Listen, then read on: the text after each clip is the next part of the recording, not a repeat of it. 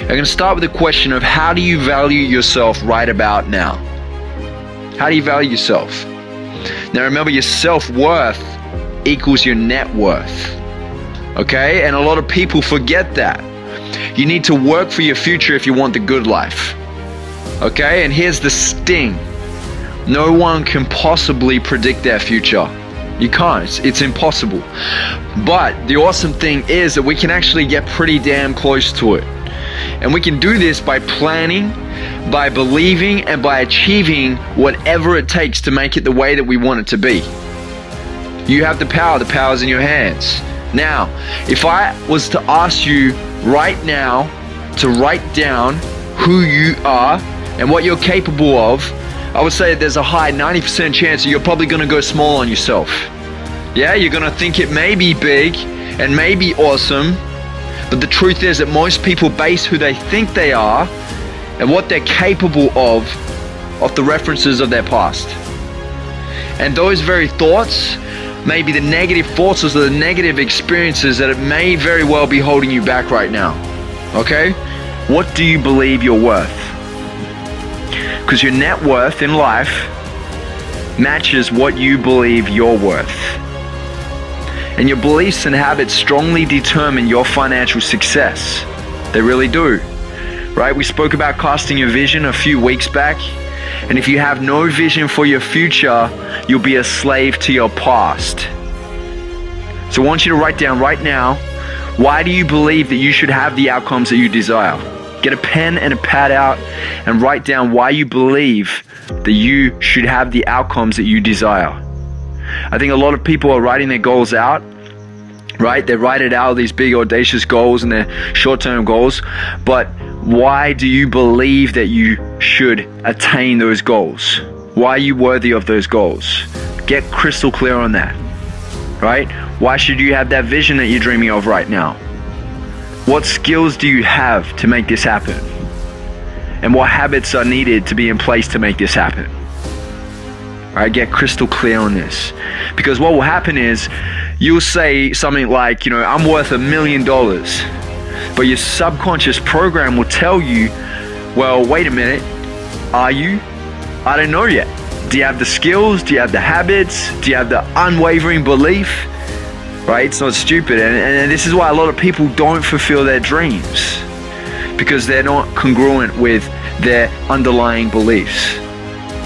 Right? Their words, their goals aren't congruent with who they really believe that they can become. And if this is you, if you're struggling with this right now, it's because your words in your superconscious mind, I learned that from Deepak, are in opposition. Okay? So get clear until this feels right in your body. So clear that when you say it, there's a massive wave of belief behind it. Right? Because you put the work in to learn the skills. And you have no doubts because you've solidified the right habits to stay persistent. And your brain's already becoming wired for the person that you need to become to get there. Right? There's actually an Aussie psychologist by the name of Alan Richardson who experimented with 3 large groups of these basketball players, right? And he was testing them on their ability to make their free throws. And he took them all out and he actually recorded the performance of their first day, right? So we had the first group which practiced for 20 minutes every day for 20 days. Okay, he had the second group that didn't practice at all. And then he had the third group that practiced visualizing for 20 minutes every day leading up to that 20 days. They didn't actually physically touch a basketball or practice on court. They visualized it for 20 minutes every day up until that 20 days. He then recorded their free throw abilities on the 20th day.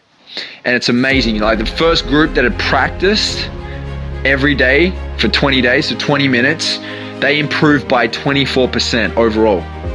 The second group that didn't practice at all, they were told not even to rock up or visualize anything, they didn't improve at all. Nothing, 0% improvement, right? And the third group, they had improved by 23%. That's just 1% short of those that had actually practiced on court in the physical. This is a great example of the power of visualization. This is a great example of the power of thought and future pacing. So that's why I would say implement it, right? And what it does is when you visualize, when you future pace, it actually creates muscle memory, right? And what muscle memory is it actually prepares the body and the unconscious to take on the task at hand. This affects your personality. And when it affects your personality, it affects your personal reality. Remember that. Right? Every morning you wake up with a new chance to design your day. Every day is a new opportunity to make it happen. And through our thoughts, through our feelings, through our behaviors, through our actions, we're able to master our own destiny. We're the master controller, the sailor, the architect of our life, whatever you want to call it. We are in control. Don't forget that, right? You're in control. And we're not only able to create our own day, we can create our own life. A day is just one step out of 100,000 miles. Okay, so make it an amazing journey. You create the way that you become, right? You call the shots, no one else does, you do. And every time you have a thought, you create a chemical, okay? And those chemicals are either negative chemicals or they're positive chemicals based off the thoughts that you create. These chemicals trigger off a feeling in our body, and it becomes this loop between the body and the mind, and then it feeds us and it starts to direct us on the road of either greatness or despair. That's what it does. So your thoughts are powerful, okay? What are you filling your day with? Are you filling your day with positive thoughts that serve you, or negative ones that hold you back and disable you from moving forward? If there's one thing that I've actually learned in life, is that you can hear the same thing a million, billion, trillion times over, but if you don't execute on that idea, on that plan, on that strategy, you will fail. And this is the thing, life will hand you a big freaking F if you don't execute. You know, I don't understand when I hear people telling me that they have an idea, that they have these goals, that they have these dreams, but every time I see them, which is usually, months later, they're still talking about the same old thing. So they're usually making excuses as to why they haven't achieved it. And they're usually paralyzed by fear. They're always getting ready to get ready. So if you're someone who is always getting ready to get ready, I'm sorry to cut it to you, but you're a procrastinator. So you got to find out what's holding you back. And I think one of the best things you can actually do for yourself is to follow through no matter what. We all feel that little uncomfortable nagging and that little bit of pain every time we go to make that new decision, that new change in our life, but you need to really shake it off. And you might have these big, grand, audacious goals, and you tell yourself all the time, I'm going to do this, I'm going to do that. Saying it and just starting it but not following it through, that is still procrastination. All right, so you need to practice. You need to practice with willpower. You need to practice with discipline. You need to have the focus if you want to make it across that finish line at the end of the day. And you know what? I've put things on the back burner before. I used to do that. I used to be that guy that said, I'm going to do this and that, and I never followed through. And I don't do it anymore. I commit, I'm all in, I'm 100%, and I'm smart about my commitments too. You never want to overcommit. We talked about it yesterday, having that high EQ, that high emotional intelligence, is that you don't overcommit. You get good at saying no. And when you do commit, you want to treat it like it's a marriage. When you commit, you're all in till the end, till death do us part, right? It's a marriage. With every commitment, you want to be prepared to do this so you can give it your undying focus so you can really make it work. That is the key. Undying focus. You want to be laser focused. You don't want to sort of do it. You want to dominate. That's what you want to do. You want to be numero uno, baby. Number one. So when I come up with an idea, I know that there's like this energy meter running at the time. And you have to follow it through. You have to keep running with it to keep that energy alive. Because if you don't, it starts to die out and you fall behind. And that's why we stress so hard on focus. That's why I stress so hard on telling people that you need to focus, laser focus, pure focus on what you want to achieve. Don't get distracted by all the crap that's out there. And the thing is, if you don't focus on that prize, how do you know what you're fighting for? You need to know what you're fighting for. You need to know what that prize is, and you need to stay focused. So if you let things like, Facebook and all that everyday BS get in your way to the point where that $1 million dream is just left on the back burner all the time, then you are going to live your life in regret. You're going to live it in shame. You're going to live it wondering, what if, why didn't I, why me? There are 3 things you don't want to be saying at the end of the day. And I think a lot of people forget how short life really is. You only get one shot at this, man. It's one game, it's one life, and that's it. From what we understand right now, it's, one shot that you have. I was actually reading a book a few weeks back by the philosopher Seneca, and the book's called The Shortness of Life. And in the book, Seneca says, I wrote it down here. Here we go. So, putting things off is the biggest waste of time. It snatches away each day as it comes and denies us the present by promising the future. Wow. And he also says the present is short, the future is doubtful, and the past is certain. There's powerful words right there. And look, I don't know about you guys, but I've been to way too many funerals lately to be putting anything off anymore. I've had quite a few people around me die lately, and it's not fun, I tell you that. And I think another thing that we tend to do way too much is that we tend to focus on the minor things. And we play the small game way too often. And if you look at people like, Donald Trump, Oprah Winfrey, Steve Jobs, Richard Branson, all these high achievers, they say the same thing. They say, think big. These guys live it. They think big, they build big towers, and they make big things happen. And the thing is, too many people are worried about their makeup, what they look like, and how many likes they have on their Instagram pics, or how many comments they have. These are the minors. And if you focus on the minors, you're going to be left with the bare minimum, and that's the truth. But if you focus on the majors, you're going to get the big hits. It's simple math, right? Do your math.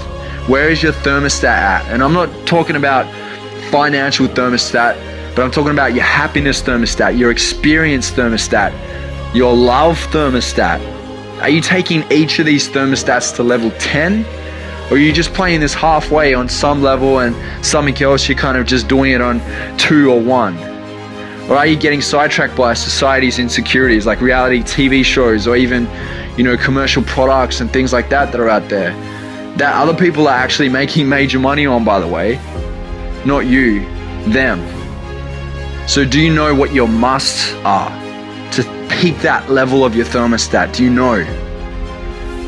Something that I heard neuroscientist, life coach, author John Assaraf say recently in an interview. He asked the question of, are you playing at a kindergarten level, or are you playing at a university mastery pro level in what you want to do? I think that's a valid point. Think about that. Are you going for the pros? Are you thinking big? Yeah. And if you are thinking big, can you think a little bit bigger? And can you think bigger than that? Because that's where you want to be at. It's funny, I'm actually in the middle of a documentary right now. Charlene and I, my fiance, and we're absolutely hooked on this documentary, and it's called Cosmos. It's actually narrated by the astrophysicist Neil deGrasse Tyson. And it's a great documentary. Basically, it breaks down the meanings and understandings of, life and space and the universe and the cosmos.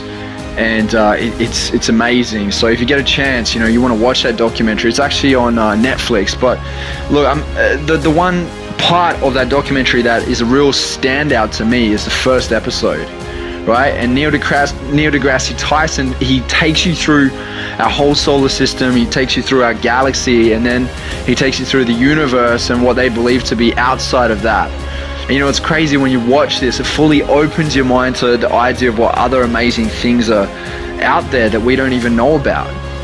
It also makes you kind of realize that, at the end of the day, we're pretty small.